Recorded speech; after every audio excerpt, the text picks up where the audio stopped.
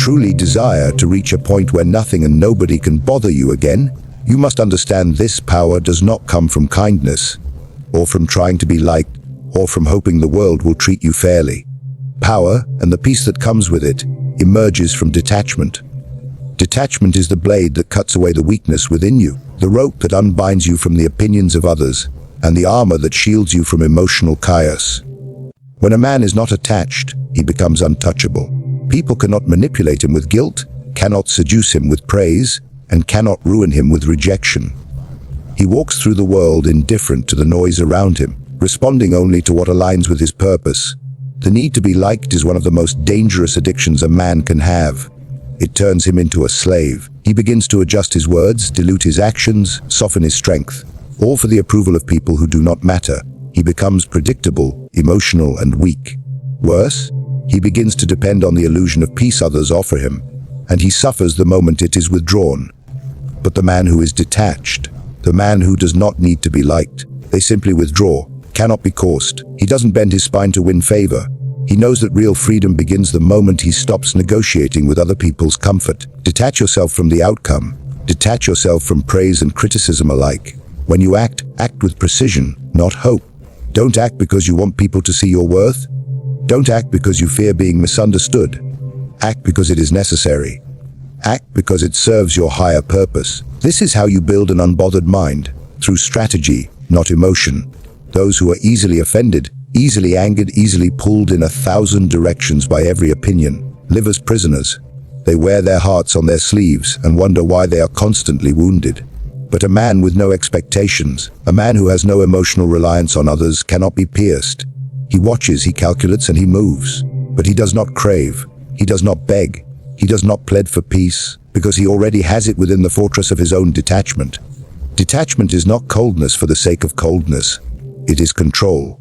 It is the ability to see clearly, without distortion. It allows you to speak truth without fear, to say no without explanation, to lose people and opportunities without losing yourself. Once you master this, others will feel it. They will know you cannot be easily moved. And that knowledge, whether they admit it or not, commands respect, fear even, because when a man does not need anything from the world can no longer punish him. If you want to be free from the disturbances of people and circumstances, you must learn the rule that separates rulers from the ruling. Control what you can, and destroy what you can't control. This is the criterion of the powerful. The weak negotiate with chaos. The strong either tame it or cut it out.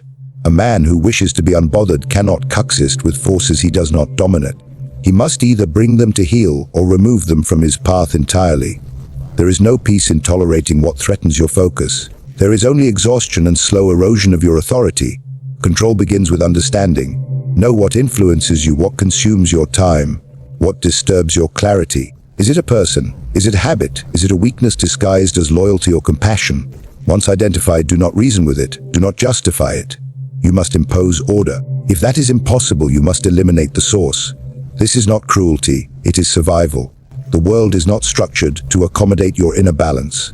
You either shape it with your will, or it shapes you with its distractions. A man who tries to accommodate everything ends up mastering nothing. He is spread thin, constantly compromising, forever adjusting. He thinks this is maturity or diplomacy, but in truth it is surrender. He allows forces beyond him to dictate his mood, his time, his direction. But a man who operates by control and elimination sees the landscape as a battlefield. He positions himself where he has leverage. Where he doesn't, he does not linger. He does not fight unwinnable wars, and he does not let nuisances grow into threats. He cuts them early cleanly, with no apology. Many are bothered because they try to exist with what agitates them. They live among noise and wonder why they cannot hear themselves think. They give energy to people who only drain it.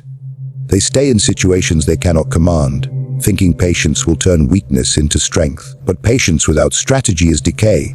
If you cannot dominate an environment, leave it. If you cannot change a person, distance yourself. If a behavior controls you, destroy it before it becomes a chain you can't break. You do not owe the world your availability. You owe it your example. Show that peace is not found by gigging for tolerance, but by building a fortress of order and clarity around your life. Make it known, directly or indirectly, that you do not entertain what you cannot influence. If something threatens your focus, your values, your dominance over your own time and mind, then it has declared war on your sovereignty. There is no neutrality. You are either the master of your environment or its victim. People do not respect fairness. They tolerate it when it benefits them. But when a man operates from strength, unapologetic, strategic, and focused, then he earns respect, even from those who dislike him. The world is not built to reward those who are merely good. It rewards those who are effective, those who command presence, those who do not lower their tone or shrink their stance to comfort others. If you desire to be left unbothered, to be untouchable, then abandon the illusion that fairness is enough. Fairness is expected from the weak, feared from the strong, but never respected on its own. Kindness without strength invites manipulation. Mercy without strategy invites betrayal. When you are fair without control, people see it as softness. They see an opportunity to take more than what is offered. They see hesitation. And once they smell that weakness, they press further. They test you. They push limits. They use your decency against you. The man who does not understand this ends up resenting the very people he tried to please. He becomes bitter, confused as to why his good intentions were met with betrayal or disrespect. But strength cannot be faked. It must be built. And when it is present, it speaks before you do. People watch how you walk, how you speak, how you respond to chaos. If your presence does not suggest consequences, they will not take your words seriously. When you act, let there be precision. When you speak, let it be calculated. When you give, let it be from control, not desperation. This is how you cultivate a presence that commands silence, that makes people think twice before disturbing your world. You don't need to shout to be powerful. You don't need to be aggressive to dominate. Power is often quiet, but its silence is heavy. It is the silence of someone who knows what they want, knows how to get it, and does not rely on others to grant them peace. This is why strength matters more than fairness, because fairness can be taken for granted, but strength forces alignment. Never explain yourself to those who are committed to misunderstanding you. Never beg for appreciation from people who only value what they can exploit. The man who is respected is the one who does not seek permission to act, the one who knows when to be generous and when to walk away. He is not guided by emotions or by some romanticized ideal of harmony. He is guided by outcomes. He watches, calculates, and when needed, he acts decisively. This is what people respond to. Not your fairness, not your moral compass, but your results, your control, your discipline. To be unbothered in this world, you must become the type of person whose boundaries are understood without being announced. You must show through action that your strength is not theoretical. It is lived, practiced, and enforced. Let others try to please everyone. You were not born to be agreeable. You were born to command. Emotion is a weapon, but only for the one who knows how to wield it. The moment you let it take the reins of your decisions, you lose your position of strength. A man who cannot control his emotions is a servant to those who can. In every encounter, there are those who react and those who control the reaction. Be the latter. Let others burn in their rage, drown in their envy, collapse under their fear. You watch, you observe, you move when it suits you, not when they provoke you. Your detachment becomes your dominance. People are driven by their feelings more than by reason. They want to feel safe, admired, desired, respected. Most of their choices, especially the worst ones, are reactions to these emotional cravings. They will lash out to feel powerful, lie to feel accepted, flatter to feel important. If you understand what someone desires emotionally, you control them without ever raising your voice. You feed what they crave when it serves you. You deny it when it teaches them their place. But you never let yourself be seduced by your own emotions. They are to be managed, not obeyed. Anger is the most common trap.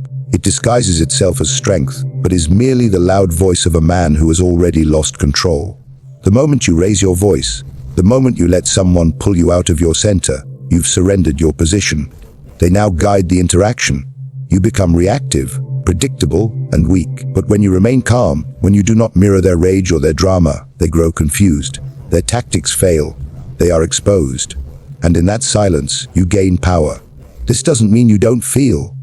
It means you don't display. Never let your face betray what your mind is processing. Let them wonder if you are impressed, offended, amused, or indifferent. That uncertainty becomes leverage. The man who shows nothing reveals nothing. And the one who reveals nothing cannot be read, cannot be manipulated, cannot be anticipated. He becomes a mystery. and a mystery always holds more power than a man whose heart is on display for the world to trample. You must also study the emotional patterns of others. People repeat themselves. They show you where they are weak, what provokes them, what flatters them. Use it. Use their need for recognition to get them to act. Use their fear of rejection to keep them in line. Use their jealousy to keep them distracted. While they're busy wrestling with feelings they can't control, you're building, moving, advancing. It is not cruelty. It is strategy, because the world is ruled not by who feels the most, but by who controls the battlefield of feelings. In the end, your emotions must answer to your mission. Your moods, your impulses, your desires. None of them should outrank your objective. They serve it or they are silenced. Let others be emotional. You remain calculated. Let others speak from the heart. You speak from the mind. Let others seek catharsis. You seek control. Peace is not gifted to you by the world. It is not found in quiet moments, nor in the approval of others. It is not the absence of conflict, but the presence of control. Control over your environment, your thoughts, your reactions, and most importantly, your decisions. A man is not at peace because everything is calm around him. He is at peace because nothing can shake what he has built within himself. This kind of peace cannot be disturbed by petty insults, unstable people, or shifting circumstances. It is the fortress that only discipline and power can construct. The weak chase peace like a dream. They think it is found in the right job, the right partner, the right schedule. But every external form of peace can be taken away the moment someone else decides to act against your interests. You lose the job, the partner changes, the routine breaks, and suddenly the peace you thought you had vanishes. That is not peace. That is dependency. The kind of peace that lasts is the kind forged through sovereignty. When your mind belongs to you, when your time is yours to command, when no one else determines your value, then and only then do you have something unshakable. A man with power over his own domain does not need to beg for silence or understanding. He creates it. He enforces it. His presence sets the standard, not because he asks, but because he embodies it. People do not interrupt him because he carries himself like someone who permits no chaos. He does not raise his voice to demand respect. His discipline speaks before he does. You cannot find this level of peace without structure, without control, without a hierarchy where your mission sits above your emotions, your comfort and your distractions. The unbothered man is not numb, he is sharp. He sees everything, but not everything deserves his reaction. He is not at the mercy of moods. He is not owned by urges. His peace is not passive. It is a weapon. It allows him to move clearly when others are clouded by doubt, to strike when others hesitate, to think when others panic. This is why power and peace are not opposites, they are partners. Without power, peace is fragile. Without peace, power is unstable. To reach this state, one must embrace solitude not as a punishment, but as a discipline, a time to observe, to fortify the mind, to refine the plan. Only then can a man walk among cows and remain untouched. You must know what pulls at your attention and cut it without hesitation. You must know who brings confusion to your life and dismiss them with finality. Every weak tie, every unnecessary obligation, every demand that serves nothing but your ego must be burned. Only then does clarity emerge. Only then does your energy return to you unscattered and concentrated. You will be labeled cold, distant, harsh. Let them speak, let them guess. Let them write their stories while you write your future. They chase peace like a shadow. You forget in fire. You will no longer be disturbed by the noise of the world the moment you decide to rise above it.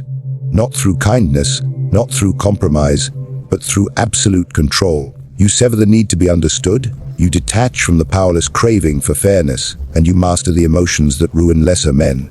You stop reacting. You start shaping. You either dominate your environment, or you eliminate what cannot be controlled. You learn to speak with silence, to strike with precision, and to rule with presence alone. The world bows, not to those who ask nicely, but to those who command without raising their voice. Be that man, the one who is unbothered not because the world is soft, but because he is unshakable.